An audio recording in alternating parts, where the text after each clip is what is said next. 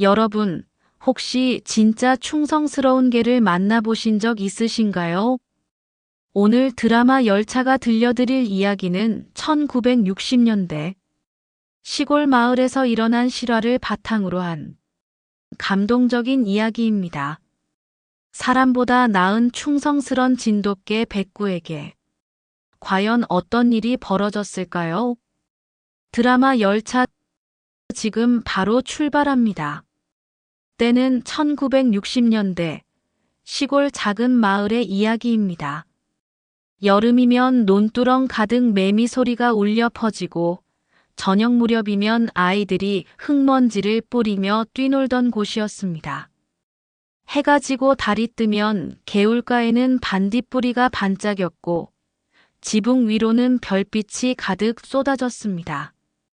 이 마을 사람들은 서로를 진짜 가족처럼 여겼습니다.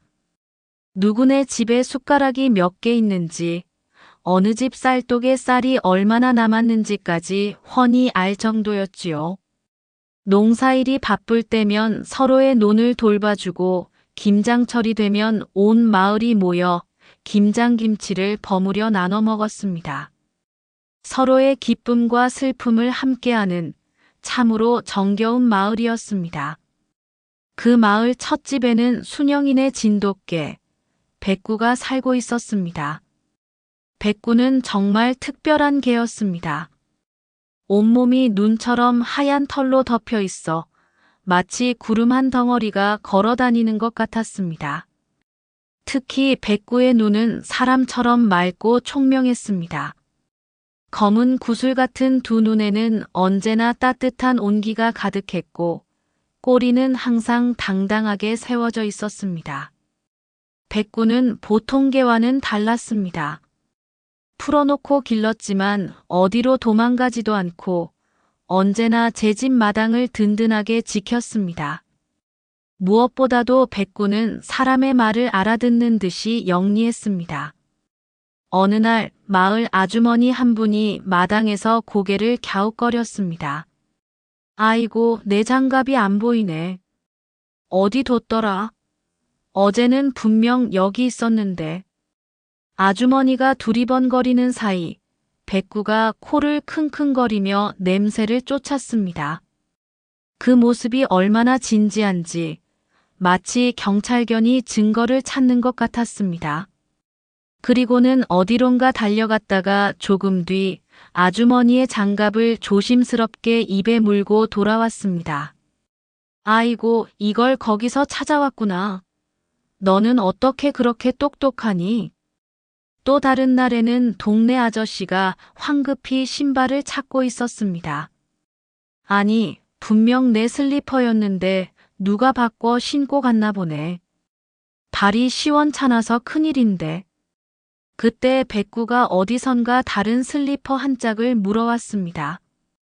아저씨는 눈이 휘둥그레졌습니다. 아니, 이건 분명 우리 집 거네. 그럼 내가 신고 있던 건 옆집 것이었단 말인가? 허허, 이 녀석 덕분에 헷갈릴 뻔했네. 사람들은 백구의 기특한 행동을 보며 서로 웃곤 했습니다. 저건 개가 아니고 사람이지. 아니, 사람보다 낫다니까. 저 녀석은 우리 마을 보물이야. 낯선 장사꾼이 골목에 들어설 때면 백구는 어김없이 컹컹 짖어 사람들에게 알렸습니다. 그 짖는 소리는 마을 전체에 울려 퍼져 모든 사람들이 누군가 왔구나 하고 알 수 있었습니다. 하지만 마을 사람이나 친숙한 얼굴이 찾아오면 꼬리를 살랑살랑 흔들며 반겨주었습니다. 그 모습이 얼마나 사랑스러운지 아이들은 백구를 보면 달려가서 안아주곤 했습니다. 백구는 언제 짖어야 하고 언제 반겨야 하는지를 정확히 구분할 줄 아는 그야말로 온 마을의 터줏대감이자 든든한 수호자였습니다. 백구는 단순한 개가 아니었습니다. 마을 사람들에게는 지킴이였고 아이들에게는 최고의 친구였으며 순영이네 가족에게는 무엇과도 바꿀 수 없는 소중한 가족이었습니다. 그 존재만으로도 골목은 늘 평화롭고 든든했습니다. 어느 날 저녁, 평화롭던 마을의 공기를 가르며 낯선 그림자가 골목 어귀에 나타났습니다. 남루한 옷차림에 낡은 모자를 깊게 눌러 쓴 사내였습니다. 거친 수염이 얼굴 반을 덮고 있었고 눈빛은 매섭고 탐욕스럽게 번뜩였습니다. 마치 굶주린 늑대처럼 주위를 훑어보는 그 모습은 소름이 끼칠 정도였습니다. 그는 발걸음조차 조심스럽게 디디며 마을 곳곳을 샅샅이 살폈습니다. 창고마다 쌓여있는 곡식 자루들, 툇마루에 놓인 농기구들, 심지어 빨래줄에 걸린 옷까지도 돈으로 계산하는 듯한 시선으로 바라봤습니다. 그의 입에서는 낮고 음침한 목소리가 새어나왔습니다. 창고마다 곡식이 저리 쌓여 있구만. 쌀자루 몇 개쯤 없어져도 아무도 모르겠지. 게다가 이런 시골 사람들이야 뭘 알겠나. 도둑은 골목 안쪽으로 살금살금 들어섰습니다. 마치 독사가 먹이를 노리듯 조용하고 교활한 움직임이었습니다. 사람들이 소중히 여기는 배짜는 틀, 키, 절구, 쌀자루들을 하나하나 음흉한 눈빛으로 살폈습니다. 손가락으로 가만히 곡식 자루를 눌러보며 무게를 가늠하기도 했습니다. 그의 입술 사이로는 역겨운 군침 소리가 새어나왔습니다.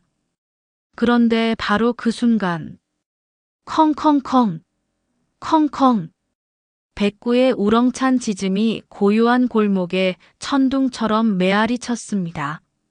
놀란 닭들이 푸드득 날아오르고 집집마다 등잔불이 하나둘 켜지기 시작했습니다. 아이들이 창문 밖으로 고개를 내밀었고 어른들의 발자국 소리가 골목에 울렸습니다. 백구는 털을 곤두세우고 이빨을 드러내며 도둑을 향해 으르렁거렸습니다. 그 모습은 평소의 온순한 모습과는 전혀 달랐습니다. 마치 마을을 지키는 용맹한 전사 같았습니다. 아니, 무슨 일인가? 백구가 저렇게 심하게 짖는 걸 보니 낯선 사람이 분명하네. 도둑은 얼굴이 하얗게 질렸습니다. 계획이 완전히 틀어진 것입니다. 그는 당황하여 뒤를 흘끔거리며 골목 끝으로 달아났습니다. 백구는 그 뒤를 바짝 쫓으며 계속해서 지저댔습니다. 컹, 컹, 컹. 도둑은 거친 숨을 몰아쉬며 쓰러질 듯 달렸습니다.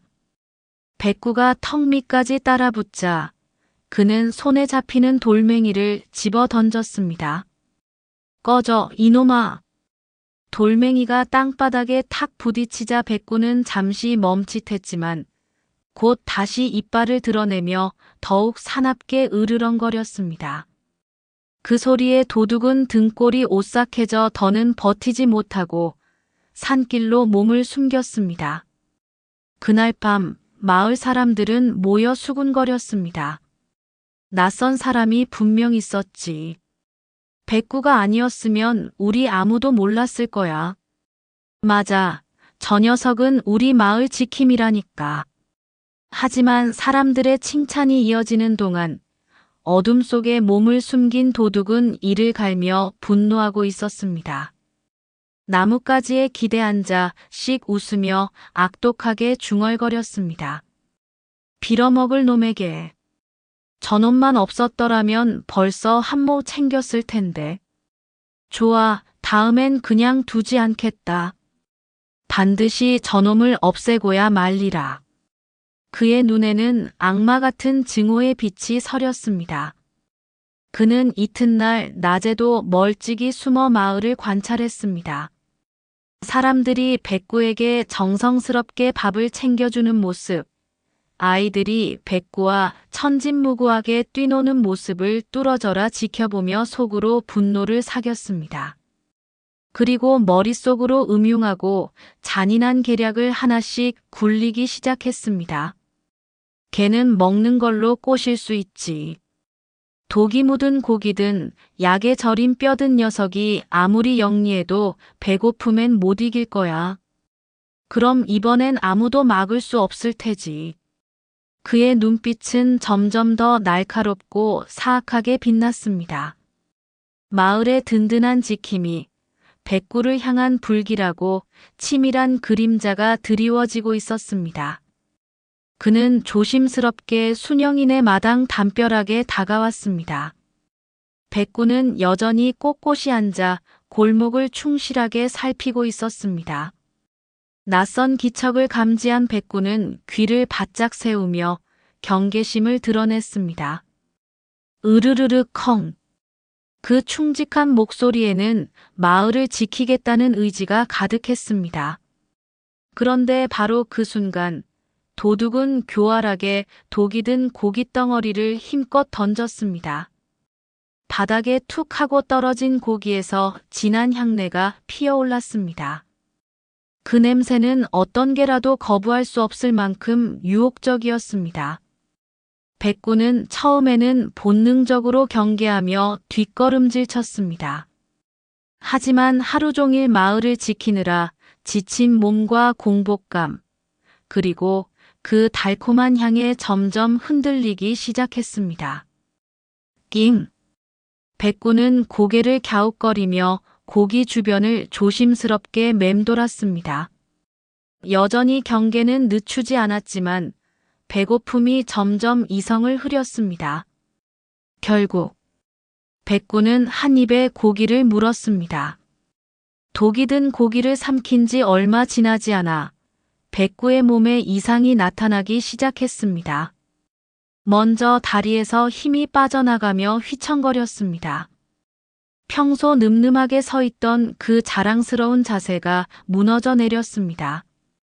낑! 낑! 백구는 고통스러운 신음을 내며 땅바닥에 털썩 주저앉았습니다. 그 맑고 총명했던 눈빛이 점점 흐려지기 시작했습니다.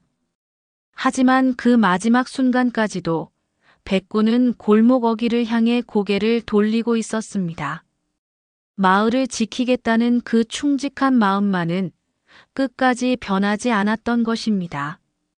왈, 왈, 으르르. 백구의 마지막 울음소리는 공허하게 울려 퍼지다 조용히 사라졌습니다. 마치 마을에게 미안하다, 더 이상 지켜주지 못해서 라고 말하는 것 같았습니다. 도둑은 그 모습을 차가운 눈으로 내려다보며 손에 든 막대기를 들어 올렸습니다. 이제 2번 다시 짖지 마라 당했구나. 그리고는 백구의 몸을 무자비하게 내려쳤습니다. 1번, 2번. 이미 숨이 끊어진 백구에게도 분풀이하듯 계속해서 때렸습니다. 백구의 하얀 털에는 핏자국이 번져갔고 더 이상 움직이지 않는 작은 몸은 너무나 처참했습니다. 마을을 지켜온 충직하고 용감한 수호자는 그렇게 비참하게 쓰러지고 말았습니다. 잠시 침묵이 흐른 뒤 도둑은 주위를 두리번거리며 만족스럽게 씩 웃었습니다. 이제야 속이 시원하다. 방해하는 놈이 없으니 마음껏 가져갈 수 있겠군. 그리고는 창고 문을 거칠게 열고 안으로 들어갔습니다. 마치 자신의 집인 양거리낌 없이 행동했습니다. 그는 쌀자루를 하나둘 꺼내어 자루에 담고 깨 자루와 콩, 보리까지 닥치는 대로 훑어갔습니다. 심지어 농기구까지도 감나갈 만한 것들은 모조리 챙겼습니다. 창고 문짝이 덜컥거리고 곡식이 쓸리는 소리가 마당에 가득 울렸습니다. 백구가 살아있었다면 벌써 컹컹 짖어댔을 그 소리였는데. 하! 이제야 속이 다 시원하구나. 그는 곡식 자루를 등에 짊어지고 마지막으로 백구의 시신을 발로 차며 모욕했습니다. 내 덕분에 1번 실패했지만 결국 내가 이겼다. 바보 같은 개놈아. 그리고는 전리품을 잔뜩 챙긴 채 어둠 속으로 사라졌습니다. 남겨진 것은 쓰러진 백구의 차가워진 몸과 텅 비어버린 창고들 뿐이었습니다. 그날 밤 마을의 평화는 산산이 깨져버렸고 가장 충직했던 수호자는 영원히 눈을 감았습니다.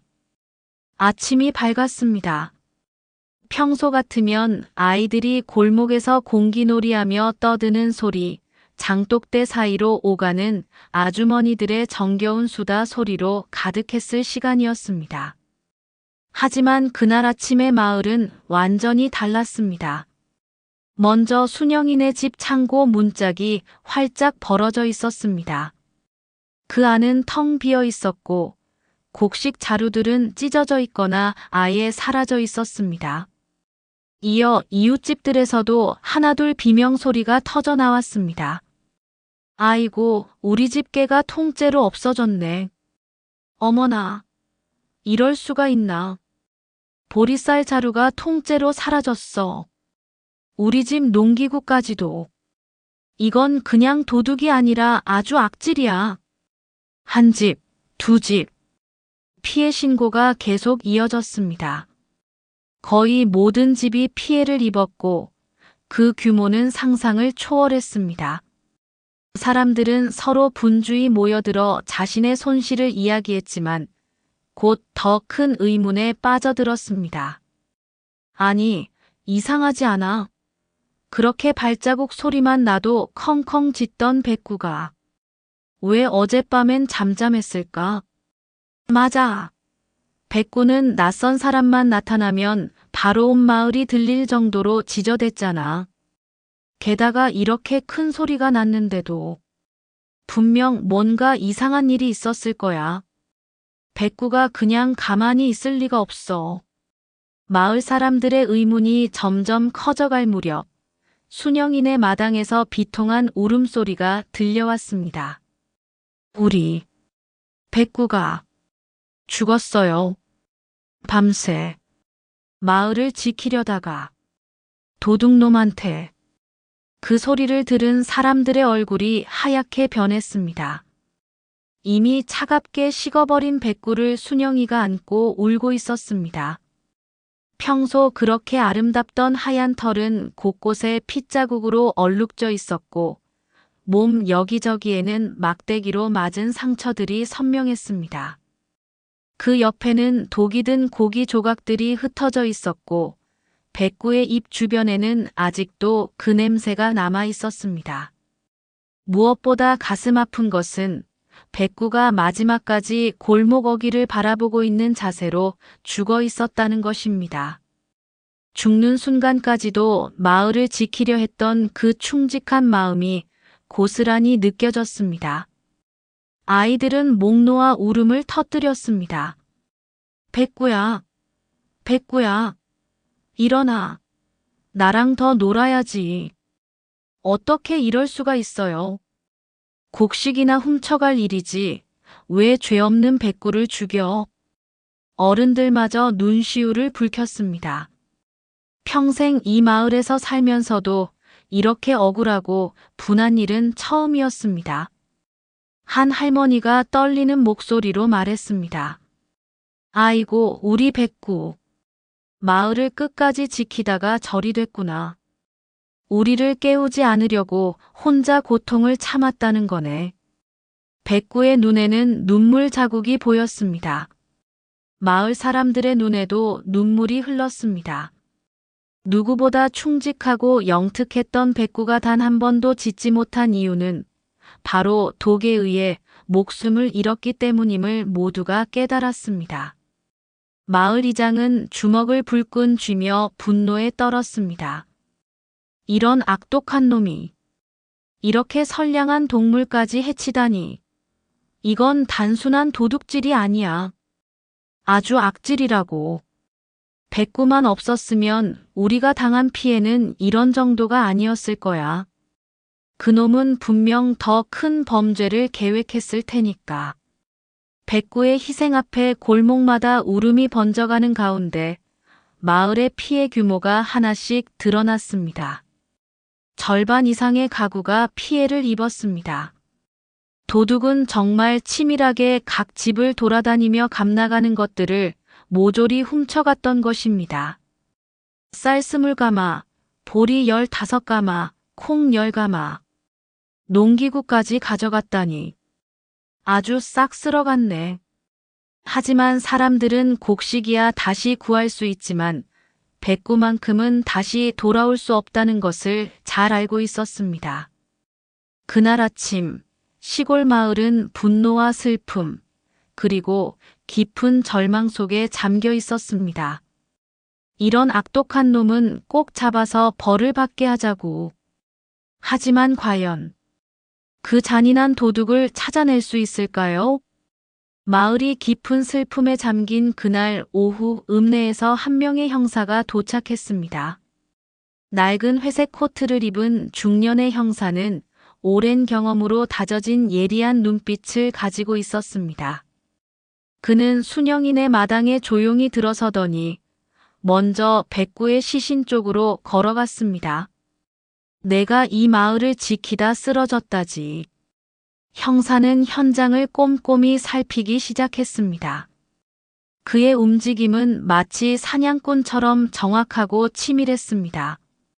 먼저 백구가 쓰러져 있던 자리 주변을 자세히 관찰했습니다. 여기 낯선 족적이 여러 개 찍혀 있군. 신발 밑창이 특이하게 달아서 삐뚤삐뚤한 자국을 남기는구나. 형사는 줄자로 발자국의 크기를 재고 보폭까지 정확히 측정했습니다.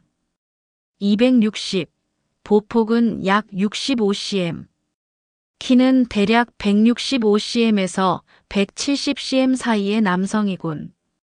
그리고 백구 곁에서 꺾여진 막대기를 발견했습니다. 이 막대기에는 혈흔과 개털이 묻어 있다. 이 자식 정말 악랄하네.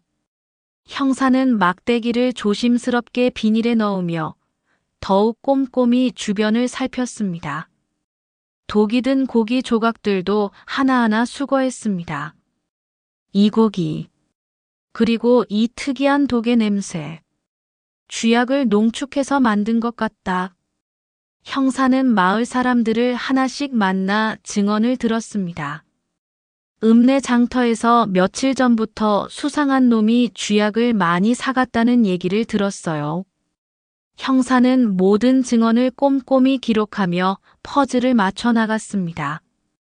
계획적인 범행이군. 사전에 마을을 관찰하고 독까지 미리 준비했다. 이런 치밀한 놈이라면 분명 어디선가 흔적을 남겼을 거야. 며칠 뒤 읍내 장터에서 결정적인 순간이 찾아왔습니다. 한 사내가 수레에 곡식 자루를 산더미처럼 싣고 와서 터무니없이 값싸게 팔고 있었던 것입니다. 시장 상인들이 수군거렸습니다. 저 사내, 평소엔 동전 몇 푼 없어서 외상으로 술도 못 마시던 놈인데 저 많은 곡식을 어디서 구했단 말이냐? 분명 뭔가 수상해. 형사는 즉시 그 사내를 주시했습니다. 얼굴은 수척했지만 눈빛은 불안하게 흔들리고 있었고 손은 계속 떨고 있었습니다. 형사는 그에게 천천히 다가가 조용하면서도 위압적인 목소리로 말을 건넸습니다. 어디서 난 곡식이지? 도둑은 당황하며 더듬거렸습니다. 그건 내가 직접 농사 지은 거요. 올해 농사가 잘 돼서. 농사를 지었다고. 그럼 논이나 밭이 어디에 있나? 구체적으로 말해봐. 그건 산 너머에. 형사는 냉소적으로 웃으며 수레바퀴를 살펴봤습니다. 이상하군. 수레 아래쪽에서 결정적인 증거를 발견했습니다. 여기 묻은 진흙의 무늬가 백구 곁에서 발견된 너의 발자국과 정확히 일치한다. 형사는 도둑의 신발을 확인했습니다. 신발 밑창도 완전히 똑같고 크기도 260로 정확히 일치하네. 게다가 내 신발에 흰 털, 백구의 털이 묻어있네. 그리고 쥐약은 왜 그렇게 많이 사갔던 거야? 도둑의 얼굴이 하얗게 질렸습니다. 더 이상 변명할 여지가 없었습니다. 거짓말은 그만둬라. 모든 증거가 널 범인이라고 가리키고 있다. 도둑은 그 자리에서 무릎을 꿇고 무너져 울부짖었습니다. 재수없는 개놈이. 전부 그게 때문이야. 형사는 차가운 눈빛으로 그를 내려다봤습니다. 끝까지 뻔뻔하군. 내가 독을 먹여 죽인 그 개는 마을 사람들에게 특별한 개였어. 그런 생명을 해치고도 그 탓을 하다니. 백구야. 우리 집 절구도 슬리퍼도 내 덕에 제대로 돌아왔지. 정 많던 백구야. 이제 마음껏 쉬거라. 낯선 이만 나타나면 제일 먼저 짖어주던 내가 없으면 허전하겠구나. 그래도 내가 끝내 우리를 지켜줬지. 백구야. 나랑 뛰놀던 거 기억나지? 하늘에서도 꼭 다시 만나자. 여러분, 백구의 감동적인 이야기는 어떠셨나요? 때로는 가장 작은 존재가 가장 큰 사랑을 보여주기도 합니다. 백구처럼 묵묵히 자신의 자리를 지키는 모든 존재들에게 감사한 마음을 가져보면 어떨까요? 드라마 열차의 이야기가 마음에 드셨다면 구독 버튼을 꼭 눌러주세요. 좋아요와 댓글도 큰 힘이 됩니다. 다음에는 또 어떤 감동적인 이야기로 찾아뵐까요? 여러분이 듣고 싶은 이야기가 있다면 댓글로 알려주세요. 오늘도 드라마 열차와 함께 해주셔서 감사합니다.